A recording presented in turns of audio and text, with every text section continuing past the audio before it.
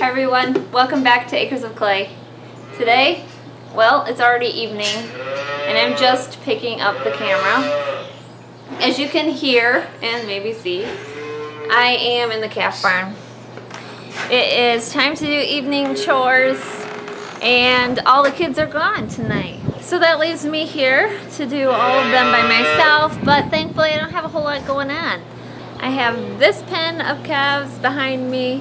They are all weaned and all I have to do is make sure they have grain and hay, make sure their water is clean, and then the new ones, I do have some new calves, and I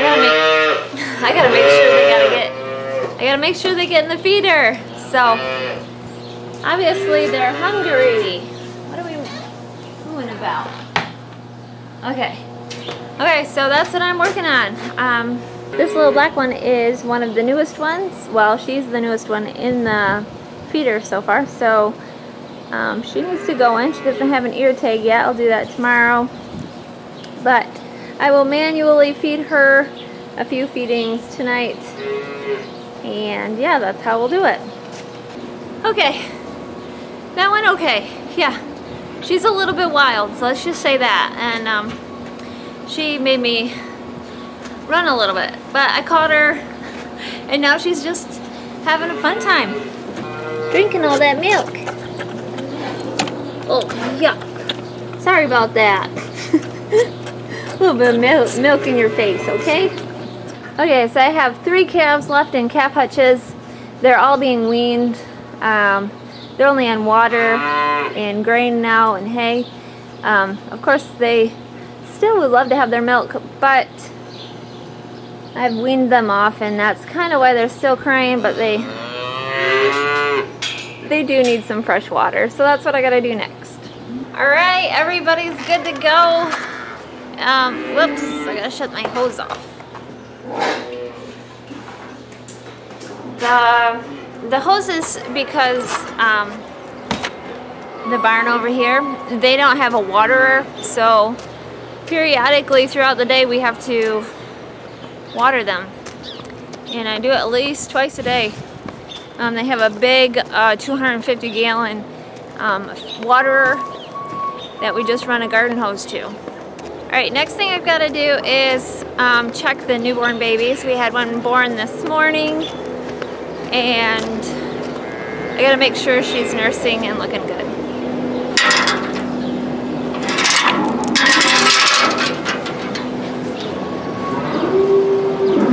This one here I think was born the other day. Yeah. You're not new, okay? But you're cute. Oh, that's her baby. So, mom, baby.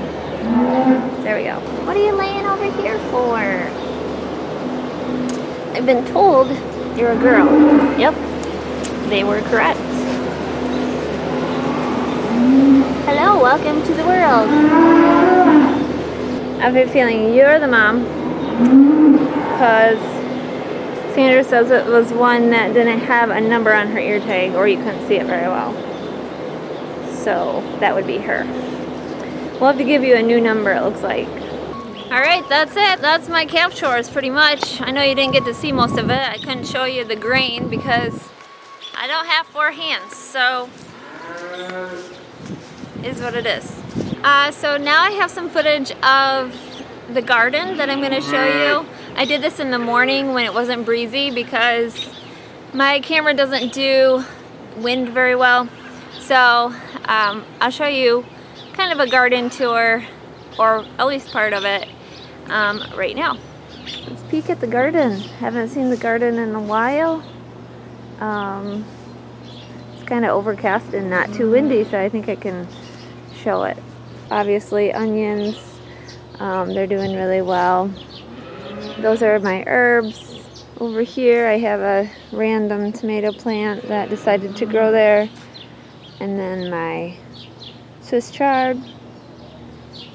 This is a wall of morning glories growing all the way up. On the other side of the trellis I have apple cucumbers, and they're growing up pretty tall also. more onions and some peppers. I noticed this pepper plant got a little too heavy and I didn't support it because it's got some pretty big fruit on it. So I'm just gonna let it lay there. I don't want to do it any more damage. But yeah, I'm happy with this pepper. I can't remember which one it was. It might be King of the North. I think it's King of the North. My tomatoes are starting to die back.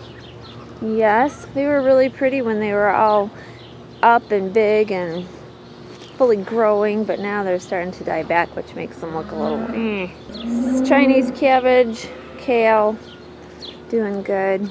Peppers on this side, tomatoes on the back, all doing very well. It looks like some of my banana peppers are getting almost ready. Yay! Lots of fruit on them. This pepper plant here is called, what is this? Yellow Monster. I grew, so are all of these down here. I grew yellow monsters last year and I loved them. So I grew them again this year and I have several plants. This here is kind of weedy, but it's gonna be carrots and cabbage. Another wall of morning glories and a random sunflower that is just too top heavy. These ones are, this flower is done blossoming. Most of these here are, they're just getting really heavy. But we got some little ones that are,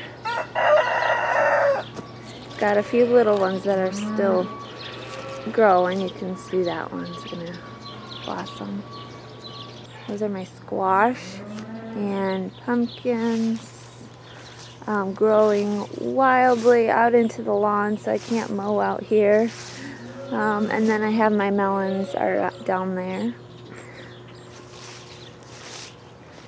This here is my broom corn that one of you, the viewers, sent me. And that's doing really, really well. It's over my head now. And then cucumbers. These are pickling cucumbers. I have 4 different varieties. So this is the variety that I always plant. And then this side are 3 different varieties that are new to me. These are green beans. So these ones are full blossom. You can see just the little bean coming on. I have other beans that are producing, and I do need to can beans today, I believe. This is more peppers and tomatoes, all different kinds of tomatoes. I've been noticing a lot of hornworms. Yesterday I probably picked 12 to 15 of them off, and yeah, the chickens love those things. But the tomatoes are coming on good. You can see them up in there. And the peppers, these ones are called mini bell peppers. So I don't think they get much bigger than this. And they'll be different colors, I believe. Or maybe they'll just be red, I'm not sure. But they have quite a few fruit on them. Next garden, same thing. Peppers, tomatoes on the trellis. And the rooster going crazy. This pepper is called a Spanish mammoth, I believe. So they're pretty long and slender like this, and then they'll turn red when they're ready. This plant is called Ozark Giant. I've got a lot of weeds in here. It just rained a while ago, and weeds love rain, as well as the plants. So these are Ozark Giants, and those are doing pretty well also. Yeah, so these are Amish paste tomatoes, and this is my favorite paste tomato. This one here. I don't have a lot of them growing, but for quite a while, I was pinching back the flowers and just letting the plants kind of grow. And now some of them are taller than I am. But that's okay. That's kind of, I didn't want tomatoes too early. So Yeah, that's why I pinch black.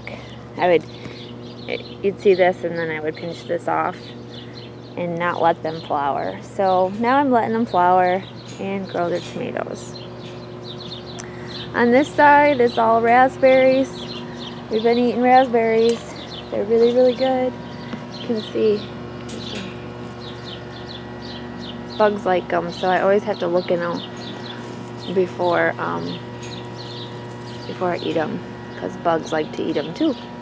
This is the Cherokee purple, so I think eventually this will turn purple, but they're very beautiful tomatoes.